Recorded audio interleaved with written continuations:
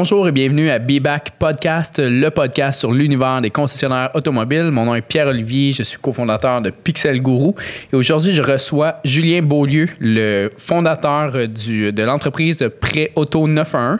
Aujourd'hui notre sujet, on va parler vraiment plus côté F&I et spécialement du crédit spécialisé, donc deuxième, troisième chance au crédit, comment ça se travaille et les meilleures façons de travailler ce type de clientèle-là. Donc, salut Julien, comment ça va? Ça va très bien, toi aussi? Oui, super. Peux-tu commencer un peu à nous expliquer qui t'es, de où tu viens, pourquoi cette entreprise-là est partie et comment c'est parti? Ben oui, certainement. Moi, je suis un ancien joueur de hockey niveau junior majeur. Ensuite de ça, quand j'ai arrêté de jouer, j'ai fait plusieurs entreprises, puis je me demandais un petit peu où est-ce que j'allais aboutir finalement. Okay. Mes beaux-parents à Québec, il y a un garage qui vend, bon an, mal an, je dirais entre 6 et 800 autos, là, gros volume, mais pas des autos super chères. Puis à un moment donné, je suis allé travailler avec eux, puis je me disais, il me semble que ça fait pas de sens de vendre autant de véhicules, mais de pas les financer. Puis j'avais un chum qui faisait ça à Québec, qui existe encore, là, Marcel Bélanger, avec Crédit sans limite. Puis à partir de ce moment-là, je suis rentré dans le garage, puis j'ai essayé de trouver une manière de ramasser les banques, finalement, puis de financer des autos. Puis je suis comme jamais parti de là, finalement. Là. Parce que mettons, eux autres vendaient des véhicules, exact. Mais il y en a qui passaient pas au crédit. Ouais. T'étais comme, ben là, c'est pas normal qu'on les laisse aller. Exact. Soit on perdait des ventes ou bien juste me dire on pourrait faire un revenu supplémentaire avec ça. Ah, clairement. Ouais. Puis à partir de ce moment-là, ben, j'ai ramassé, j'ai commencé à faire, je dirais, tu sais, comme dans mon sous-sol, là, finalement, Okay. mon site Internet, puis ramasser mes clients, puis faire mon financement. Puis au bout de, je dirais, 1 an et demi, à tous les mois, je benchmark un peu, tu sais, c'est qui mes compétiteurs, puis c'est quoi, puis le monde, ils mettent leur argent où, puis qu'est-ce que je pourrais faire pour sauver. Puis là, je vois que il y a le prix du gros, tu sais, qui est une grosse boîte automobile au Québec. Puis eux autres, ils ont un site qui, tu sais, moi, c'est Prêt Auto 911. Eux autres avaient 911 autocrédit, les mêmes couleurs, les mêmes affaires.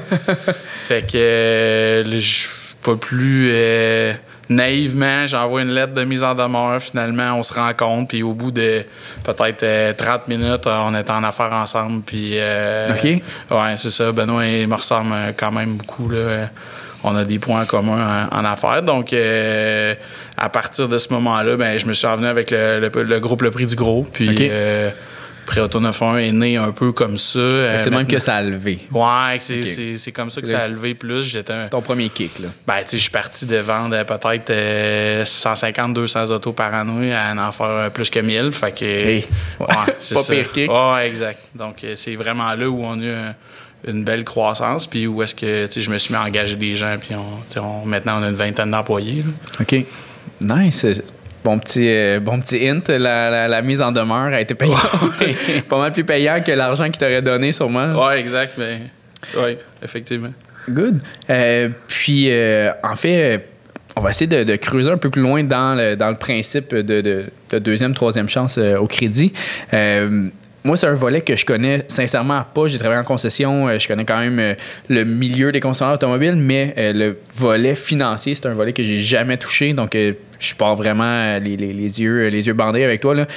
J'imagine que je vais en apprendre pas mal. Là. Comment ça fonctionne? Tu sais, la track classique là, de quelqu'un qui vient s'acheter un véhicule, on la connaît. Là. Tu viens, tu passes au financement. La banque dit « OK, oui, on t'approuve. » Ça tombe vert dans le système, puis on te livre un véhicule. Mais un client comme ça, j'imagine que ça se travaille pas de la même façon, un client de deuxième, troisième chance au crédit qu'un client de première chance. Exact.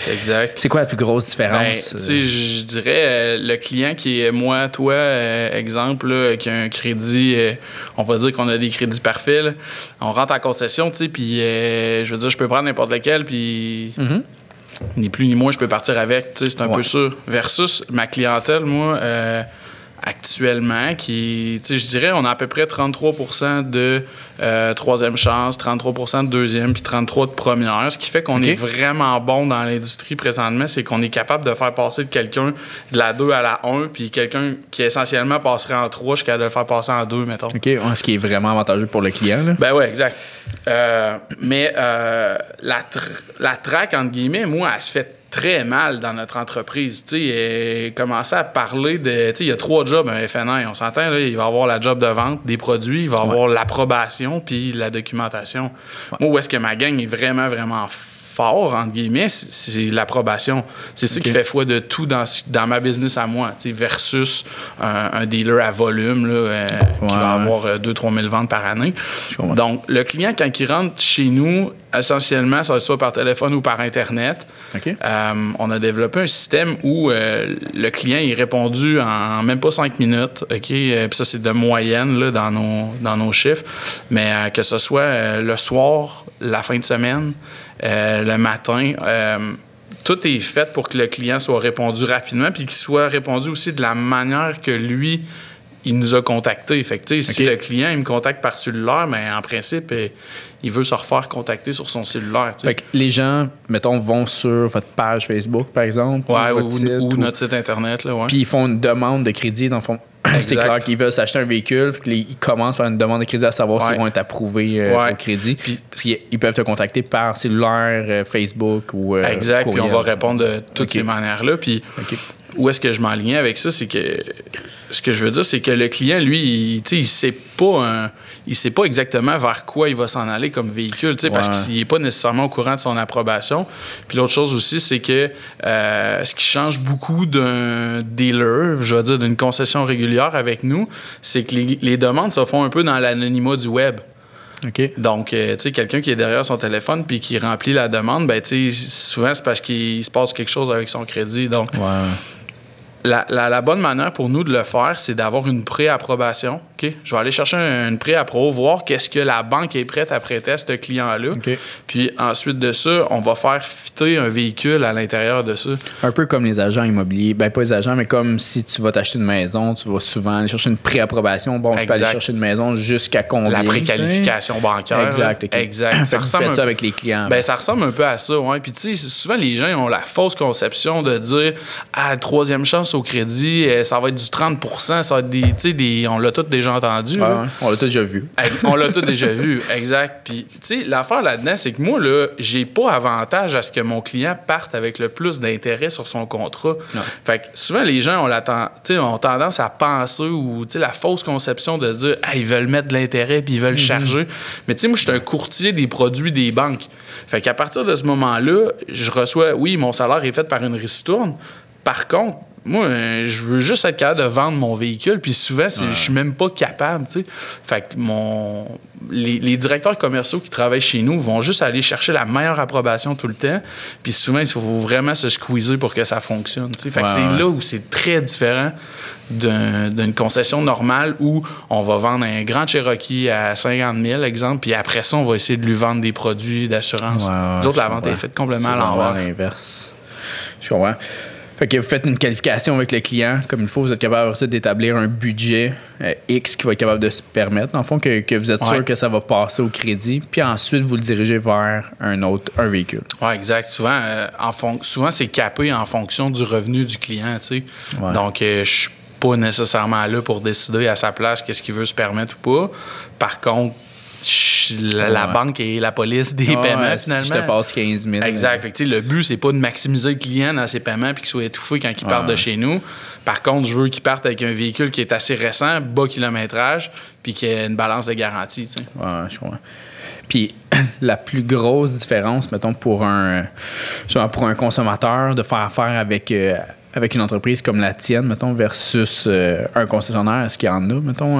Ben oui, tu sais, je veux dire, autre le fait qu'on a des autos, on fait du financement, puis qu'il y a une vente au bout de ça, là. La grosse affaire, c'est avec l'expertise avec laquelle je vais être capable de saisir le client tout de suite dans... il faire économiser du temps dans son processus de magasinage. Tu sais, si le gars... J'ai beaucoup de gens qui veulent des camions, des pick-up. Puis, malheureusement, tu sais, à 15, 20, 25 % d'intérêt, des fois, c'est pas possible. Fait que, tu sais, on va sauver du temps, mais aussi, étant donné qu'on fait uniquement des clients comme ça, ben je vais avoir une expertise certaine sur tous les cas d'exception que je suis capable d'aller chercher. Donc, pour en revenir à ce que je te disais tantôt, nous autres, le gros de notre business, où est-ce qu'on a fait vraiment notre nom, c'est d'être capable d'aller chercher les meilleures approbations que quelqu'un, sans critiquer personne, mais tu sais, quelqu'un qui est dans un garage à volume puis qui pèse sur Enter, puis tu sais. OK. Puis c'est quoi cette expertise-là? J'imagine que ça vient avec les liens que vous avez avec les liens avec les banques, oui, mais tu sais, notre business est bâti vraiment sur je vais dire, le lien de confiance que j'ai avec les prêteurs, parce qu'au final, au Québec, là, des banques, tout le monde fait affaire avec les mêmes. Puis moi, tu sais, la relation que j'ai avec eux est primordiale. Puis l'autre affaire aussi, là, c'est que on a une connaissance qui... Tu sais, veut pas dans un dealer, là, on va y aller souvent vers la plus grosse ristourne. Là. On s'entend, là, tu sais, si j'ai un client qui est 800 de Bacon du Corps qui se présente puis qui a le choix de n'importe quelle auto, mais j'ai le choix de CIBC, BMO, Desjardins, je vais y aller vers celui qui me paye le plus, tu sais. Tandis que nous autres, c'est un petit peu différent. Je vais aller sur celui peut-être qui me donne le plus gros paiement pour le client parce qu'il veut un pick-up, ou je vais peut-être y aller vers quelqu'un qui me donne une exception de 6 mois parce que je vais être capable de faire rentrer son paiement. OK. Fait que c'est une game un petit peu différente que juste y aller pour des ristournes. Puis. Ben ouais, je comprends. Fait que, en gros, pour un concessionnaire qui voudrait se lancer peut-être plus ou creuser plus en deuxième, troisième chance au crédit, aurais-tu des trucs à donner à un concessionnaire qui pourrait les aider? Puis là, évidemment, c'est un peu à contresens de ta business. C'est un peu donner tes ouais, sauf que j'étais un peu habitué habitué parce que avec les années, il y a tellement de monde qui ont essayé comme de se partir dans ce que je fais, tu sais, puis je regardais, j'étais dans mon auto tantôt, puis pas en roulant, là, stationné, mais tu sais, en t'attendant, je regardais, puis tu sais, j'étais sponsorisé par des tas d'entreprises que j'avais pas vues il y a 2 mois, puis il y a 3 mois, puis... Fait que, les gens, un concessionnaire qui voudrait se spécialiser. Un dealer qui se lance là-dedans, tu sais, moi, je pense que first, faut trouver quelqu'un qui est capable de gérer ces demandes-là, puis c'est ça qui est difficile, c'est que souvent, le FNI en question, il va être porté à prendre, nous autres, on dit tout le temps la même expression, là, mais il va prendre juste les cerises dans sa salade de fruits. Là. Fait que, tu sais, c'est aussitôt que ça vient plus crunchy, entre guillemets, puis il va avoir besoin de plus de preuves de revenus, d'aller chercher des trucs supplémentaires pour son client, mais là, tu sais, c'est facile à mettre dans la poubelle. Donc, si j'avais un truc à y donner, c'est d'avoir une personne qui est complètement dédiée à ça, qui fait que ça, avec un plan de paye qui est particulier à lui, parce que tu peux pas avoir le même volume qu'une personne dans un dealer à volume, tu sais, qui fait 40 clients par mois. Le gars chez nous, mettons, ou la fille qui travaille très, très bien, ben, tu sais, si elle fait entre 10 et 15 ventes par mois, c'est le gros top. C'est un bon... c'est bien géré. Tu sais, quand on parlait un peu en pré-entrevue, tantôt, tu me disais... Tu sais, c'est quoi les différences marquées? Puis je te disais, chez nous, tu sais, la personne apporte les 3 chapeaux. Là. Donc, elle ramasse le client au début, elle fait sa préqualification. Ensuite de ça, on va dans la sélection d'un véhicule, puis elle va faire elle-même la livraison. Donc, elle apporte 3 chapeaux. Puis de ce fait-là, ben, tu sais, elle peut pas avoir le même plan de paye qu'une personne régulière. Là. Puis comment ça se fait en concession que vous faites la livraison? Est-ce que c'est toujours vos véhicules que vous vendez ou c'est des véhicules toujours de d'autres? Nos véhicules. Ben, de là que je disais tantôt que ça, tu sais, quand j'ai pris beaucoup, quand notre entreprise a pris son envol avec le groupe Le Prix du Gros, ben, tu sais, il y a comme 3 volets à ça. Là. On se répète souvent là, avec mon associé, mais il y a la portion d'approbation, il y a la portion d'aller chercher des clients au bon prix. Puis la troisième, c'est d'avoir un inventaire qui est assez large pour répondre à cette clientèle-là. J'ai beaucoup de gens qui, comme je t'ai dit, dans les dernières années, que j'ai vu qui ont essayé de faire comme nous autres, mais étant donné que, j'ai un exemple dans ma tête, un dealer Honda qui a juste des Honda Civic et des CR-V. Mais la minute où son client veut un Mazda, il est mort, là, tu sais. Puis c'est plus vrai. Dans le temps, on disait client deuxième, troisième chance, là, de toute façon, il n'y a pas le choix du char. Et c'est plus vrai, là. Tu sais, maintenant, tout le monde en fait du crédit spécialisé, puis il faut être en avant de ce qui se passe, là, c'est quoi l'avantage? Est-ce qu'un concessionnaire peut faire affaire avec une entreprise comme la tienne? Oui, ben oui. Donc, ils peuvent t'appeler pour s'occuper de ça, mais puis toi, tu vas vendre de leur inventaire. Exact. Donc, dans le fond, ce que je fais, c'est que je me branche un peu sur leur plateforme, puis le dealer track, exemple. OK. Puis ensuite de ça, on se fait une refacturation qui fait du sens pour les deux, puis ça fonctionne bien. OK. Puis c'est ça fonctionne bien avec les dealers que tu as en ce moment? Oui. C'est quelque chose que, mettons, pour un concessionnaire qui n'a pas quelqu'un spécialisé en deuxième, troisième chance, j'imagine que c'est avantageux. Quelqu'un qui a quelqu'un en deuxième, troisième chance au crédit, est-ce qu'il y a un avantage à faire? L'avantage, c'est mon délai de réponse. C'est le fait que j'aurai jamais personne. Tu sais, si tu engages une personne, ta forme, puis elle s'en va, t'as encore... La chaise est vide, là, tu sais.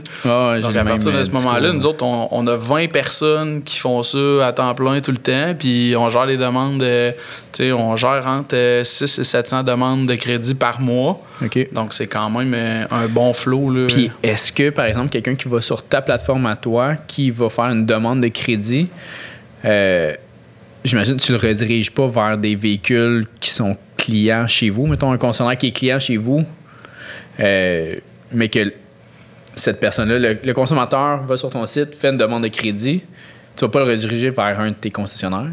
Non, dans le fond, je vais le gérer de A à Z. Comme je te disais, je vais faire sa préqualification de crédit, je vais lui trouver le véhicule, puis ensuite de ça, on fait la transaction dans la concession où le véhicule appartient. Sinon, ce que je vais faire, c'est que je vais taguer un employé pour une concession. Okay. Fait que je vais dire, toi, PO, t'es FNI, maintenant, tu fais, mettons, Donnacona Chrysler, tu fais Kia Trois-Rivières, exemple. Okay. Fait que toutes tes transactions à toi vont toutes être dans la même concession, puis ça évite, en fait, d'avoir des accès pour plein de places, puis que ça devienne mêlant, là, finalement. Je comprends. Puis, ce que j'en comprends, c'est que tu attires beaucoup de leads, de crédits. Est-ce que tu as des astuces ou comment tu as réussi à avoir un certain flow de leads pour du deuxième, troisième chance au crédit? Ça, c'est une affaire tout le temps touchée de donner ma recette, là, de les gens qui ont voulu faire la même chose que nous. Puis, tu sais, dans le fond, une des grandes forces qu'on a, c'est que on a une connaissance des programmes des banques incroyable. Mais la deuxième affaire, c'est que mon coût par lead est vraiment plus bas que mes compétiteurs. Okay. Je veux pas j'ai jamais voulu me battre avec des concessions automobiles. Si je m'en vais puis je dis OK, je vais me battre contre Albi, je vais me battre contre Albi Autocrédit, je vais me battre contre des je vais dire les géants. Je peux pas mettre le même le même montant publicitaire, puis je peux pas me permettre de payer la même chose. Donc, moi j'y vais beaucoup en pay-per-click, là, que ce soit Facebook, Google, mais il y a des choses qu'on a développées avec le temps que on a développé une communauté, mettons, juste sur notre page, exemple, qui est à tout près de 13 000 personnes, et des groupes de vente qu'on gère. Fait que les groupes de vente m'ont apporté énormément de trafic au cours des derniers mois, je dirais. Là. Puis, les groupes de vente, c'est quoi? En fait? Un genre de Kijiji Marketplace, là, finalement. Là, les autos à vendre du Québec, exemple. Là, les gens suivent ça. Puis, ce que la plupart des gens ne savent pas, c'est que moi, à l'intérieur de ça, avec nos employés, on va gérer le trafic. Fait que je suis capable de faire passer mes annonces en premier, puis tout ça. Ben ouais. Mais en gardant ça courtois puis le fun. Là. Mais fait que ça, c'est une affaire qui nous a vraiment propulsé aussi. Je te dirais, il y a comme 2019, là, ça nous a aidé énormément. Puis là, avec ce qui s'est passé dans la dernière année, je te dirais que c'est vraiment plus du pay-per-click, puis de le faire de la bonne manière, puis de suivre un peu... j'aime pas ça dire ça, mais tu sais, essayer de battre l'algorithme Facebook un peu, de toujours être en avant versus quelqu'un qui va être vraiment passif, puis qui va laisser rouler ses pubs, tu sais, puis... Donc, les groupes Facebook, c'est une bonne source pour toi. Oui, ça a été très bon, là, celui-là un petit peu moins, mais tu sais, ça nous a permis dans les dernières années d'avoir un genre de je vais dire, un fanbase là, qui est plus solide. Puis, Pré-Auto 911, vous avez combien de véhicules à vous, mettons? Zéro. Non. Fait que c'est vraiment... on est vraiment comme un support administratif aux concessions automobiles, puis on est main dans la main avec le dealer pour mettre des ventes dans sa concession. Puis, OK, c'est ça. C'est ça ma question de tantôt, puis que j'étais pas certain, parce que je t'ai posé la question tantôt, tu m'as répondu oui, mais je pense que tu avais juste mal compris. Pré-Auto 911 ne possède pas de véhicule à vendre. Exact. Donc, j'ai pas de licence de commerçant comme tel. OK, c'est ça. Donc, les clients que tu as comme concessionnaire, c'est là que tu vas rediriger tes leads à toi que tu reçois. Exact. Fait un des bons avantages d'être client chez vous comme concessionnaire, non pas juste l'expertise, c'est que tu risques de recevoir des leads que tu n'as pas habituellement. Exact. Ben, des ventes c'est une chose que j'ai vécu beaucoup dans le groupe du Sablon, là, dans le groupe Le Prix du Gros.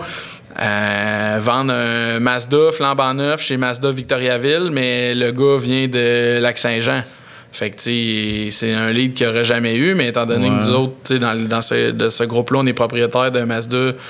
Là, mon partner vient de racheter Trois-Rivières, mais dans le temps, c'était uniquement Victoriaville. Donc, à partir de ce moment-là, on faisait descendre le client, puis c'était une vente que la concession n'aurait jamais eu. Là. Ben ouais, non, clairement. C'est un bon avantage. Puis vous avez combien de clients, mettons, qui fonctionnent comme ça actuellement? Moi, présentement, j'ai été... Tu sais, quand je me suis fait racheter, entre guillemets, là, il y a genre 6 ans et demi, 7 ans, c'était vraiment par le groupe du Sablon, en fait, par le Prix du Gros. J'étais essentiellement exclusif à eux. Là, il y avait 21 concessions au top du volume qu'on avait. Puis on avait pas loin de 1900 véhicules d'occasion en inventaire. Plus le neuf. Fait que, c'est un popé home run pour toi, là, à ce moment-là. C'est un no-brainer pour moi d'embarquer dans le train quand il passe. Puis l'autre affaire aussi, c'est que, à 1800, 1900 véhicules en inventaire, j'avais pas besoin de personne d'autre. Là, avec la COVID, puis ici et ça, on est en venu... le problème que j'ai eu, c'est qu'on a tellement augmenté notre volume avec Préauto que là, il a fallu que je me trouve d'autres sources d'approvisionnement pour ces véhicules-là. Puis c'est là que, justement, on est allé chercher 9 clients supplémentaires avec le groupe Auto-Québec, là, qui dans le fond, c'est Patrice Demers et c'est Jean Gosselin, des très bons gars d'automobile de la région de Québec. Puis ça m'a rajouté, en fait, d'un coup, en fait, 10 autres concessions, finalement. Fait que, eux autres, ils ont leur inventaire aussi.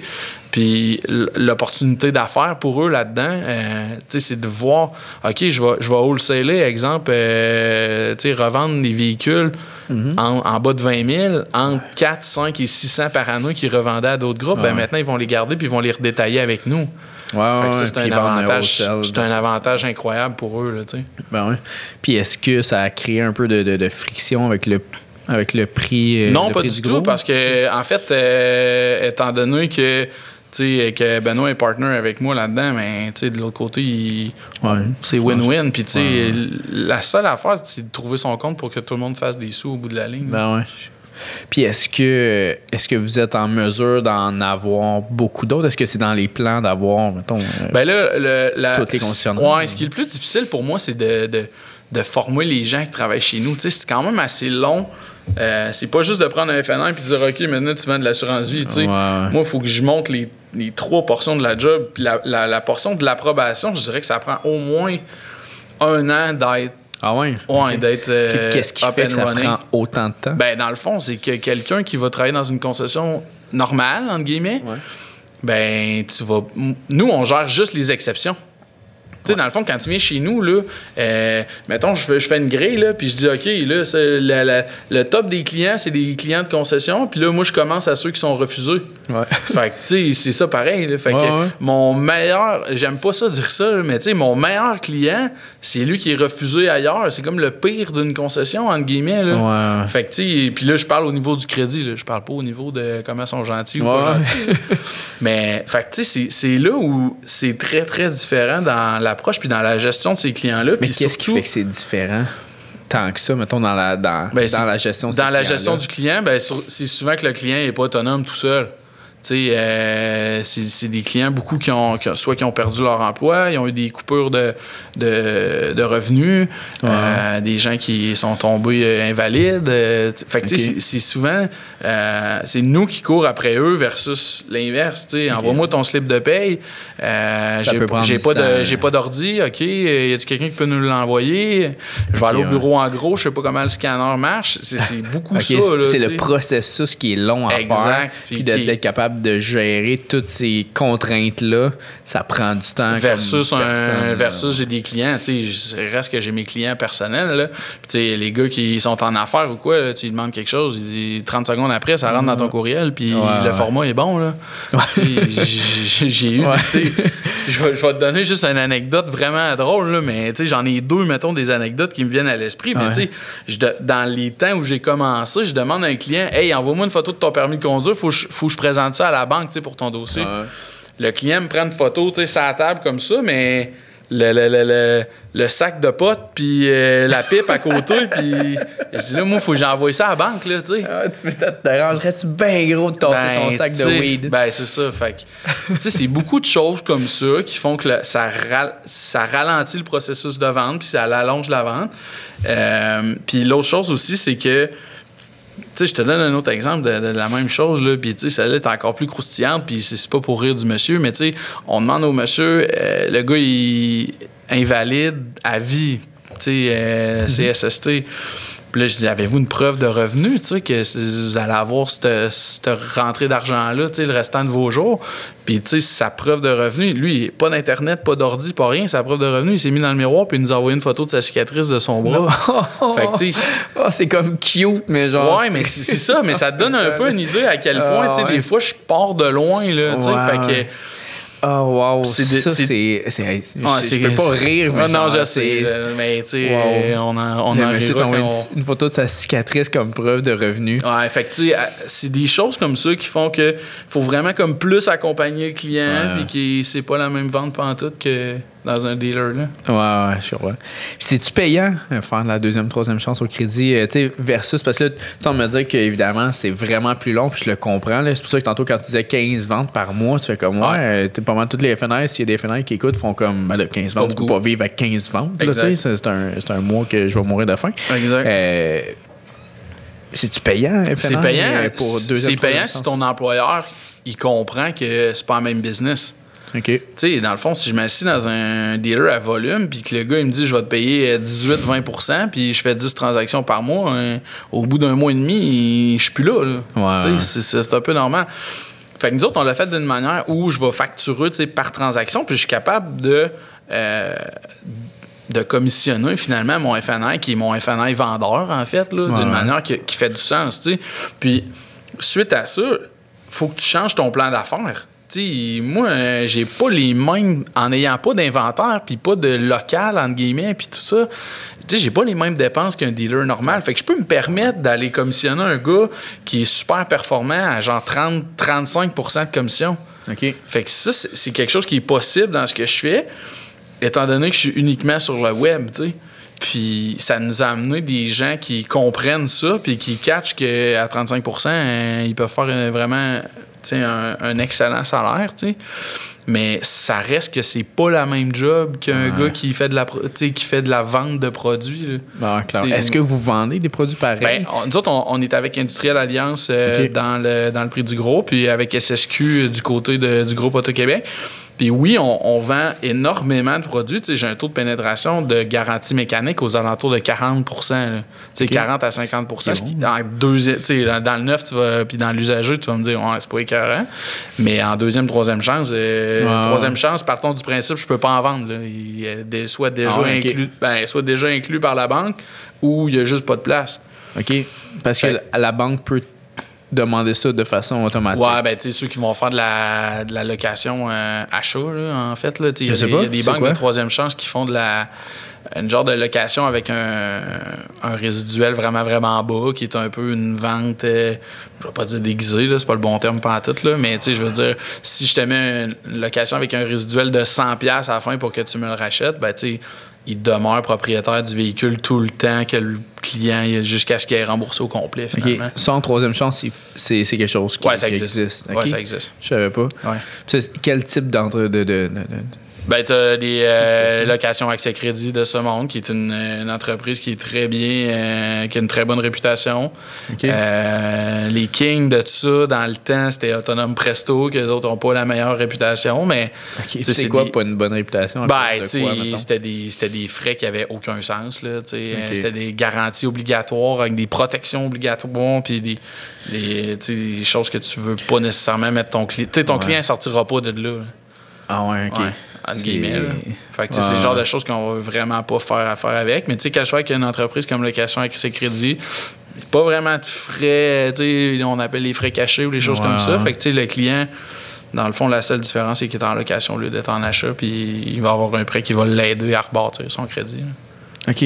Donc, en troisième chance, c'est quelque chose de quand même fréquent, ce genre de location. Ouais, parce que la personne, j'imagine, la personne qui finance, au moins garde la propriété du véhicule jusqu'à la fin. Là, Exact. presque, là. Exact. OK. Je savais pas. Puis c'est une des choses qui distingue versus juste le taux d'intérêt élevé. Là. Ouais. Je comprends. Ouais, puis ça leur permet probablement d'être moins élevés. Ouais, peut-être un petit peu. Là, il va y avoir moins. Peut-être pas moins élevé, mais moins de conditions. OK, ouais. Peut-être moins de conditions. Je comprends. Puis c'est qui les acteurs, les gros acteurs dans le monde du deuxième, troisième chance au crédit? Tu parles en termes de banque ou en termes de comme mes compétiteurs ou. Non, en termes de financement, de banque. De banque, OK. Mais tu sais, en étant courtier, nous autres, maintenant, tu sais, les banques nous approchent au fur et à mesure qui débutent, là, finalement. Là, ils ouvrent la Switch jour 1, ils appellent Proto 911 puis on veut faire affaire avec vous autres. Tu sais, je dirais que les gros puis les joueurs avec qui je veux faire... Tu sais, parce qu'il y a beaucoup... Les gens, ils reçoivent des fonds, puis là, ils les prêtent toutes, puis après ça, la valve va... Tu sais, ça prend des poches vraiment très profondes pour être capable de faire du financement crédit spécialisé, là. Tu sais, je vends 100 véhicules à 20 000 $ dans un mois. Tu viens de passer 2 millions, là, ça va vite. Ouais, OK, parce qu'il y a beaucoup de joueurs qui se lancent. Il y en a qui se lancent puis qui ferment aussi, tu sais, des fly-by-night, là, il y en a beaucoup là. Ah ouais, OK. Il y en a eu dans les dernières années. Tu sais, je parlais d'Autonome Presto tantôt, puis c'est un des joueurs que, tu sais, à un moment donné, il y avait tellement des grandes ambitions de rentrer en bourse ici et ça, puis tu sais, finalement, on fait faillite, puis ça n'a jamais fonctionné, tu sais. Mais il y a les gros joueurs avec qui on joue, c'est des grosses banques. Fait que, ça va être TD, ça va être Scotia. C'est eux vos plus gros alliés. Exact. Je vais avoir Industrielle Alliance. Puis dans les gens qui sont comme vraiment des indépendants, mais il y a Iceberg Finance avec qui c'est des gens de Québec, du coin où est-ce que je suis. Puis eux autres, ils se sont poolés une gang d'investisseurs là, ultra solides. Puis ils ont décidé qu'ils allaient faire ça. Puis tu sais, dans le fond, ils ont calqué un peu sur une grosse banque, finalement. Puis maintenant, sont devenus, leurs fonds privés sont devenus bancaires. OK. Puis c'est vraiment un bon exemple. Puis sinon, je fais beaucoup affaire avec Location d'Auto All-Star, qui est à Montréal. Puis eux autres, en fait, ils font... eux autres, c'est une location achat. Là. OK. Donc, mais ça, on est rendu dans, tu sais... deep subprime, là. T'es loin. Ah ouais, ça va pas bien ton crédit. Eux autres font là. que du 29%. Là, ouais. Fait que, tu sais, ça c'est un autre débat. Tu sais, au début, je me disais, 29%. La première fois que j'en ai fait un dans ma vie, j'étais couché le soir à côté de ma femme. Tu fais pas bien. Je me disais, ça n'a pas de sens. Puis je me rappelle encore du nom du client. Ça fait 7-8 ans. Là. On le dira pas. Puis là, j'étais couché, non. Mais tu sais, j'étais couché. Puis là, je disais à ma femme, ça n'a pas de sens. Le gars, il est venu chez nous. Puis là, qu'est-ce qui est arrivé, c'est que je l'ai rencontré, puis on va dire qu'il s'appelle PO. J'ai dit, PO, ça n'a pas de sens que mettons, tu as 19 ans, puis je m'apprête à te financer à 29,9 un Hyundai Accent 2008 de mémoire, là, tu sais. Puis je me rappelle, il est parti avec ça, il est allé chez City Financière, il s'est financé à 38 puis il est revenu le racheter le lendemain. Fait que là, j'ai capoté, je me suis dit, ça n'a pas de sens, tu sais. Quelqu'un qui c'est pas moi qui le fais, ça va être quelqu'un d'autre. Puis, tu sais, je veux dire, je veux rester.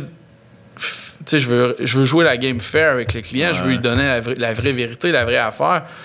Par contre, c'est pas vrai que tout le monde est à 3 là, tu sais. Non, c'est ça, exact. Fait que les plus gros joueurs avec qui tu fais affaire, c'est plus des grosses banques. Ouais, je vais faire TD, Scotia. Mais eux autres, ils font-tu du troisième chance? Ben, tu sais, le terme deuxième, troisième chance, là, on peut le galvauder longtemps comme tu veux, là. Mais tu sais, partons juste du principe d'un taux d'intérêt. Si je te finance demain matin puis tu es à 17 % tu te considères-tu comme une deuxième, une troisième? Ouais, c'est quoi? Mais en fait, tu peux me l'expliquer peut-être? C'est quoi la différence? Je pense que les différences, pour moi, comment je le perçois, c'est que, tu sais, si tu es en deuxième chance, j'ai de la deuxième chance dans mettons, un Kia là, subventionné en deuxième chance, je peux te sortir un financement à 2,49 % puis tu es considéré en deuxième chance. À 2,49 %? Oui, j'ai ce taux-là avec Industrielle Alliance dans un dealer Kia. Wow. Pour moi, 2,49, c'est pas haut. Là. Exact, c'est de la première, mais c'est un taux qui est subventionné. Tu le payes dans ton auto, finalement. Là. À partir de ce moment-là, tu sais, je commence de la 7,99 régulier, deuxième chance, puis je vais aller jusqu'à 29,99. Fait que, tu sais, pour moi, quelqu'un qui est en haut de 10, c'est sûr que t'es comme une deuxième, t'es rendu tough. Puis l'autre affaire aussi, c'est que, de ce que je te disais, tu sais, la location achat, pour moi, c'est réellement de la troisième chance, tu sais, mais en bas de ça, je considère que tu peux être à du 24,99, exemple, puis que tu es quand même une deuxième chance, et que tu as un contrat régulier d'achat, bien normal, puis je te finance à ce prix-là. Ouais, fait que les plus gros joueurs, c'est les plus grosses banques, évidemment. Puis tu as combien de petits joueurs, mettons, versus le nombre de gros joueurs? Puis c'est quoi le pourcentage que tu envoies? Je te dirais, j'ai vraiment une mentalité où je vais essayer d'envoyer le plus de volume à mes partenaires. Ceux que tu veux. Pour moi, là, d'avoir 35 banques puis d'envoyer 2 deals par année aux 7 dernières, je vois pas vraiment l'intérêt. Ouais, puis les 7 dernières verront pas d'intérêt envers toi non plus. Exact. Fait que non, t'as le mot juste. Fait que tu sais, à partir de ce moment-là, je me considère dans les gros clients dans l'Est du Québec, ça c'est sûr.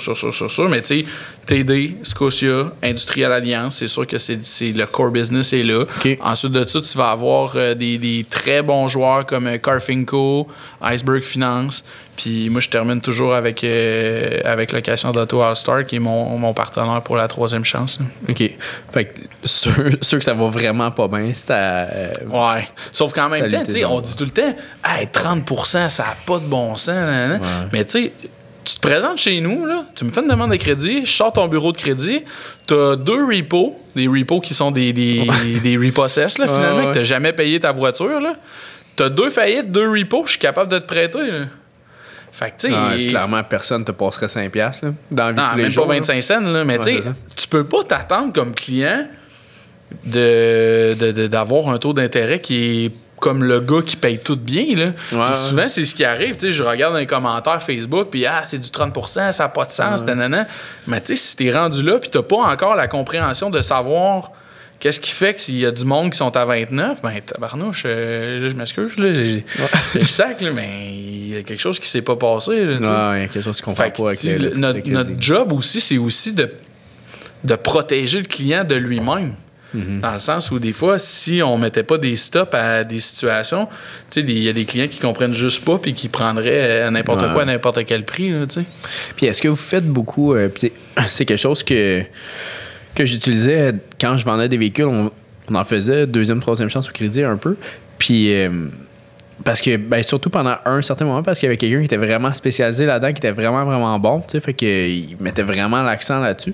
Puis on mettait l'accent sur rebâtir le crédit du client. Je pense qu'il y a moyen de le faire comme il faut, puis le faire pour de vrai, que ça soit avantageux pour le client. Il y en a qui viennent de sortir d'une faillite, puis que, il était capable de dépasser pareil, mais le fait d'avoir un véhicule, même si t'es élevé, mais on va le changer l'année prochaine. Effectivement, tu vas avoir une balloune, tu vas perdre de l'argent. Il va y avoir des montants d'argent qui vont être perdus là-dedans.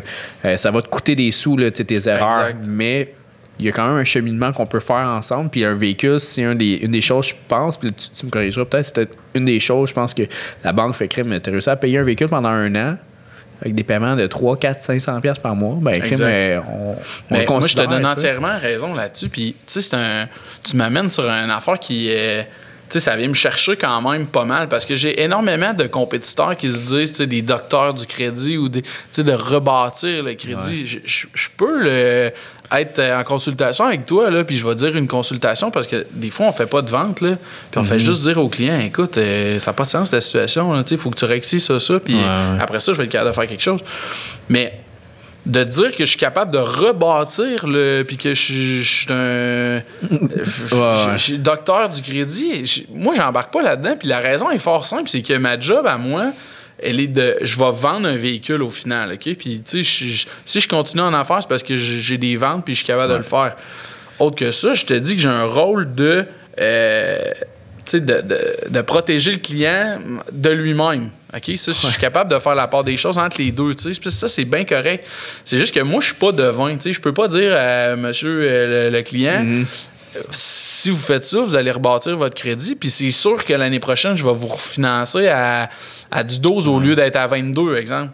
Parce que je sais pas qu'est-ce qui va se passer dans sa vie. Puis je sais pas s'il va faire ses paiements. Puis même s'il fait tous ses paiements, s'il est à côté sur ses cartes de crédit, il va arriver l'année prochaine, il va me dire j'ai tout fait mes paiements. Puis je vais dire mais t'es encore à côté, puis je peux rien faire. Fait que de là, j'aime comme je sais pas comment te dire ça, mais j'aime l'idée de ça. Je trouve ça cool. Mais dans le pratique, c'est dur en maudit d'être capable de se dire qu'on va faire ça. Mais je trouve que ça se market bien. Par exemple, je fais une pub à la radio, là, j'ai rebâti le crédit de tout le monde. Ben, c'est un peu ça. C'est un peu un challenge. On le faisait parce que cette personne-là qui était spécialisée en deuxième, troisième chance au crédit dans le temps était vraiment excellente. Puis c'était son discours. Fait que quand on amenait la personne dans le bureau du FNR, c'est le discours qu'elle avait. Elle sortait là, hey, je vais rebâtir mon crédit, je vais rebâtir mon crédit. Fait que, on a comme réutilisé ça comme vendeur. Puis j'étais tout le temps, ouais, mais je sais dans le fond que tu vas. Probablement que 80% d'entre eux vont continuer à prendre des mauvaises décisions puis que ça sera pas la réalité. Tu ne rebâtiras pas ton crédit, tu es en train de te remettre dans la merde parce que c'est trop cher pour toi ce qu'on t'en est de vendre. Fait que effectivement, comme tu dis, il y a des entreprises qui poussent ça comme marketing.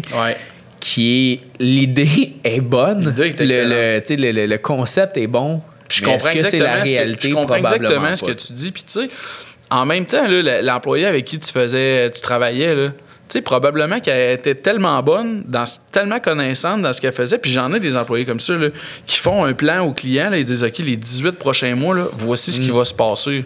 Puis, ils sont capables de détailler, tu sais, ta carte de crédit, ton sel, ton char, tu vas canceller ici, tu vas upgrader la limite de ça.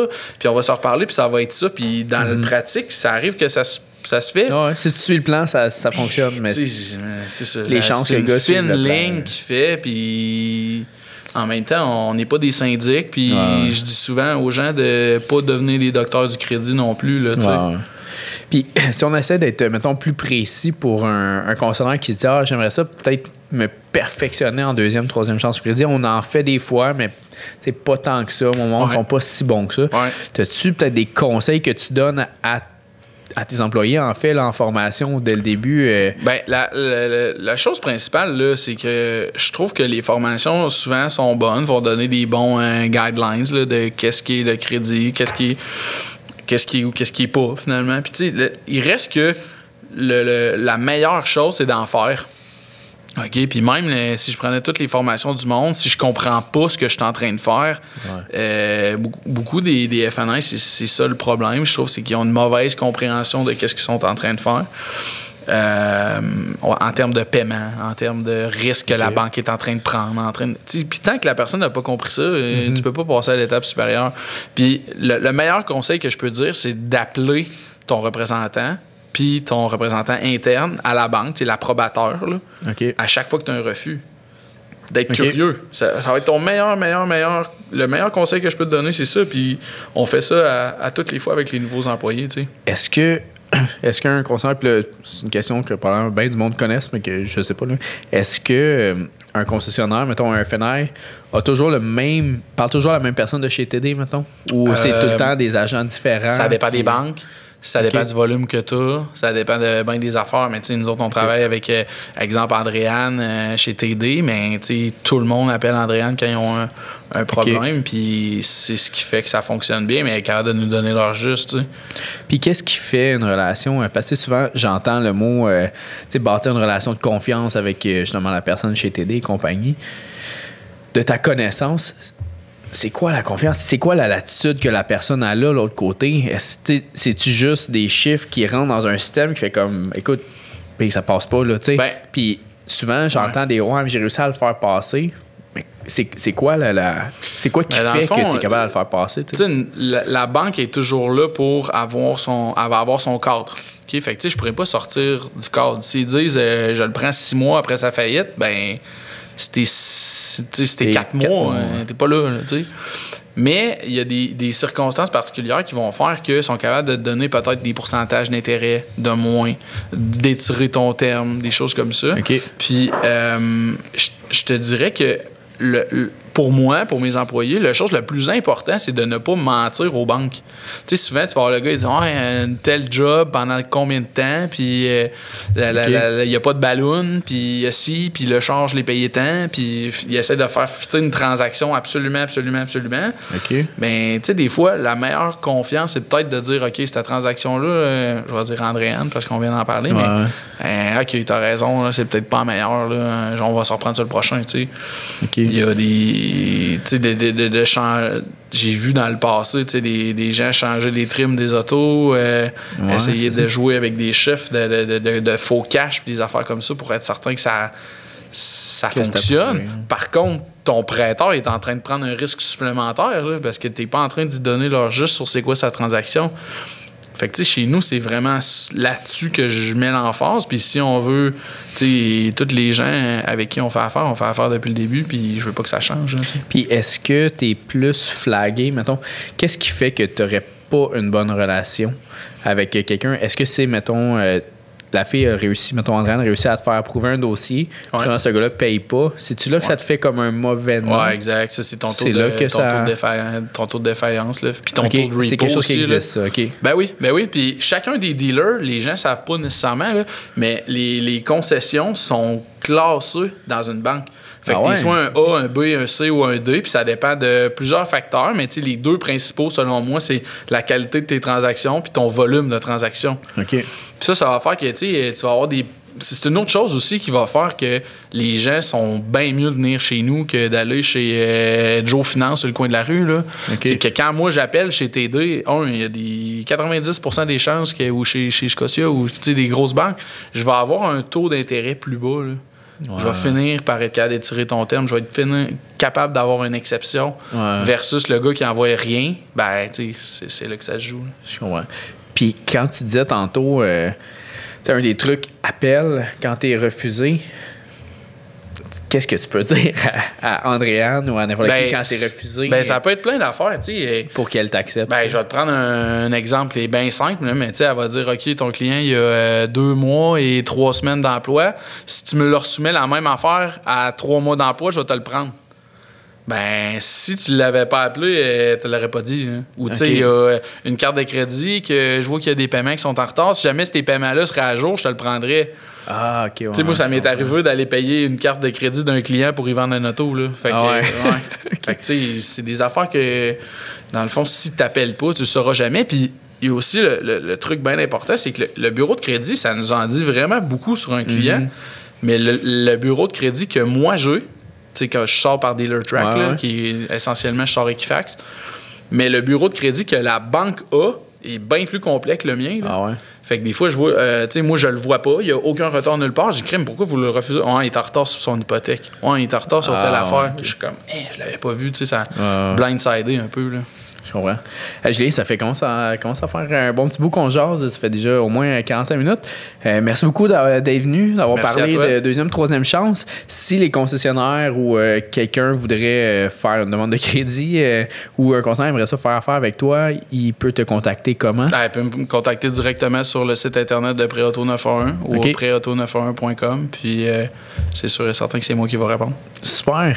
Merci beaucoup de t'être déplacé. Tu viens quand même de Trois-Rivières. C'est un bon petit bout. Pour ceux qui voudraient voir l'épisode, évidemment, va être disponible sur YouTube, Spotify, Balado, Google Podcast. Et puis, si vous voulez nous suivre sur les réseaux sociaux, évidemment, Facebook, Instagram, on est présent. Merci encore. Puis, on se revoit bientôt pour une bière avec les Restos Sauvages. Je te félicite pour ton initiative. Merci beaucoup. Merci. Salut.